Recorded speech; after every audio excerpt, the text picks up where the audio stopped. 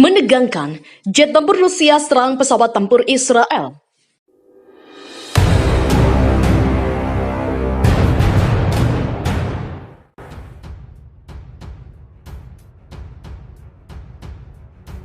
Perdana Menteri Israel mengirim nota protes kepada pemerintah Rusia. Negeri Bintang Daud mengklaim pesawat tempurnya ditembak 2 kali oleh jet tempur jenis Sukhoi. Insiden itu terjadi di wilayah udara Syria. Israel tidak merinci kapan dan di koordinat berapa serangan jet Rusia terjadi. Pernyataan Perdana Menteri Israel serta informasi adanya penembakan dilansir oleh surat kabar Yediot Ahronot. Dalam laporan terpisah, serangan jet Rusia itu kemungkinan terjadi pekan lalu. Ada indikasi pesawat tempur kedua negara berpapasan di pesisir Laut Mediterania, wilayah Syria. Kemungkinan lainnya, pesawat negeri Zionis diserang oleh jet tempur Rusia. Sementara saat dikonfirmasi oleh kantor berita Reuters, juru bicara pemerintah Rusia maupun Israel menolak untuk berkomentar. Insiden ini kemungkinan terjadi karena Rusia maupun Israel mengerahkan kekuatan udara ke Syria untuk tujuan berbeda. Negeri beruang merah membantu rezim Presiden Bashar al-Assad melawan pemberontak, sedangkan Israel beberapa kali mengirimkan pesawat tempur untuk menyerang markas senjata Hizbullah asal Lebanon yang sedang di Syria mendukung pemerintahan al-Assad. Perdana Menteri Israel bertemu di ibu kota Moskow, dan saat itu sesudah pertemuan empat mata menyinggung serangan jet Rusia di Syria. Tapi sang pemimpin Israel mengakui karena sama-sama mengirim armada perang ke Syria, maka kedua negara wajib berkoordinasi.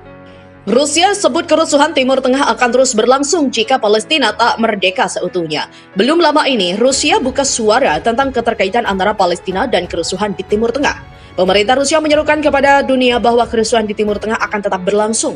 Namun, pemerintah Rusia juga mengatakan bahwa kerusuhan itu akan reda jika negara Palestina mendapatkan kemerdekaannya. Kementerian Luar Negeri Rusia mengeluarkan pernyataan ini. Rusia membuat pernyataan demikian dikarenakan Rusia baru saja menormalisasi hubungan dengan musuh lamanya, Bahrain dan Uni Emirat Arab di Gedung Putih baru-baru ini. Namun, Rusia juga mengatakan masalah Palestina tetap akut. Adalah keliru untuk berpikir bahwa tanpa menemukan solusi untuk itu akan mungkin untuk mengamankan stabilisasi yang langgeng di Timur Tengah, ungkap Rusia. Rusia mendesak pemain regional dan global untuk meningkatkan upaya terkoordinasi untuk menyelesaikan masalah tersebut. Pemimpin Palestina Mahmud Abbas mengatakan hanya mendarikan Israel dan dari wilayah pendudukannya yang dapat membawa perdamaian ke Timur Tengah. Sementara Vladimir Putin terang-terangan anggap Israel sumber perkara di Timteng. Dalam sebuah wawancara dengan sebuah surat kabar Israel, diplomat Rusia menyebut negara Zionis itu bertanggung jawab atas kerusuhan di Timur Tengah dan membela Iran serta sekutunya. Masalah di kawasan Timur Tengah bukanlah aktivitas Iran, kata Duta Besar Rusia untuk Israel Anatoly Viktorov kepada Yerusalem Post yang kemudian dibagikan oleh kedutaan Moskow di Tel Aviv. Ini adalah yaitu kurangnya pemahaman antara negara dan ketidakpatuhan terhadap resolusi PBB dalam konflik Israel Arab dan Israel Palestina. Israel terus mencaplok dan menetapkan di seluruh wilayah yang dianggap wilayah Palestina oleh PBB. Kekerasan antara kedua belah pihak telah menghalangi upaya perdamaian selama beberapa dekade. Meski perselisihan antara Israel dan Iran bersama dengan mitra pro-Palestina seperti gerakan Hizbullah, Lebanon telah diutamakan. Tetapi Viktorov menepis kekhawatiran Israel terhadap rencana Hizbullah seperti infiltrasi dan serangan roket. Sebaliknya, ia menunjuk ke operasi reguler Israel terhadap kelompok itu dan aset Iran lainnya yang dicurigai di negara-negara seperti tetangga Syria. Israel menyerang Hizbullah, Hizbullah tidak menyerang Israel, kata Viktorov dengan alasan tidak ada bukti Hizbullah menciptakan terowongan yang ditemukan Israel di sepanjang perbatasan utara yang diperebutkan dengan Lebanon. Newsweek baru-baru ini berbicara dengan pejabat Israel dan Hizbullah yang mengatakan mereka siap untuk kemungkinan konflik lain di antara mereka karena ketegangan memuncak. Menanggapi serangan Israel di Syria, misi Damaskus untuk PBB menyatakan kepada Newsweek bahwa bulan lalu negara-negara terutama anggota tetap Dewan Keamanan PBB harus melawan agresi semacam itu. Dia mengatakan Israel tidak boleh menyerang wilayah kedaulatan anggota PBB. Dia mengakui bahwa Israel memberi Rusia pemberitahuan sebelum serangan mengancam itu karena koordinasi adalah tentang keselamatan militer Rusia di Syria, tetapi dia menekankan tidak mungkin kami menyetujui serangan Israel di Syria, tidak pernah di masa lalu dan tidak pernah di masa depan. Dinamika antara Rusia, Iran, dan Israel terbukti kompleks di Syria.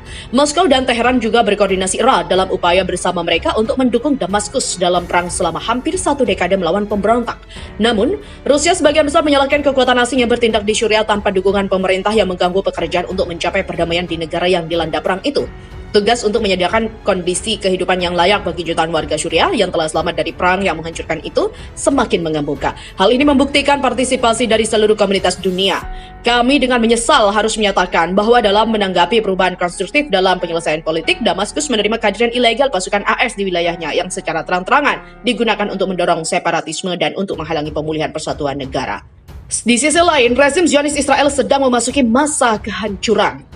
Rezim Zionis Israel diperkirakan sedang mengalami krisis serius yang mengarah pada kehancuran. Hal ini disampaikan Ketua Parlemen Iran Mohammad Bakir Kalibaf.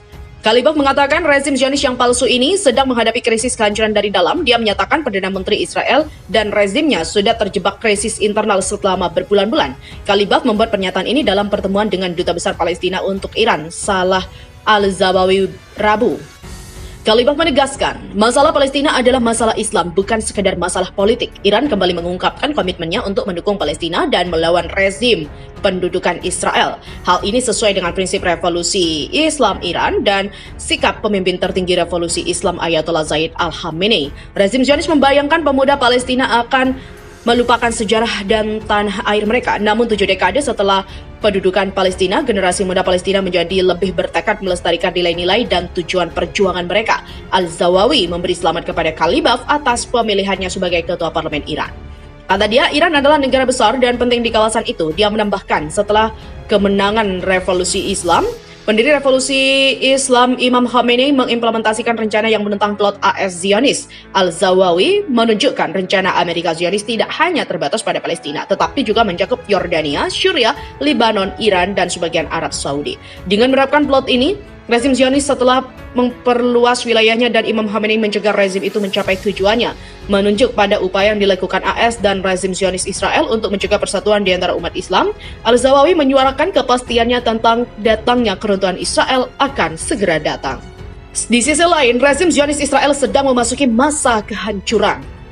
Rezim Zionis Israel diperkirakan sedang mengalami krisis serius yang mengarah pada kehancuran. Hal ini disampaikan Ketua Parlemen Iran Mohammad Bakir Kalibaf.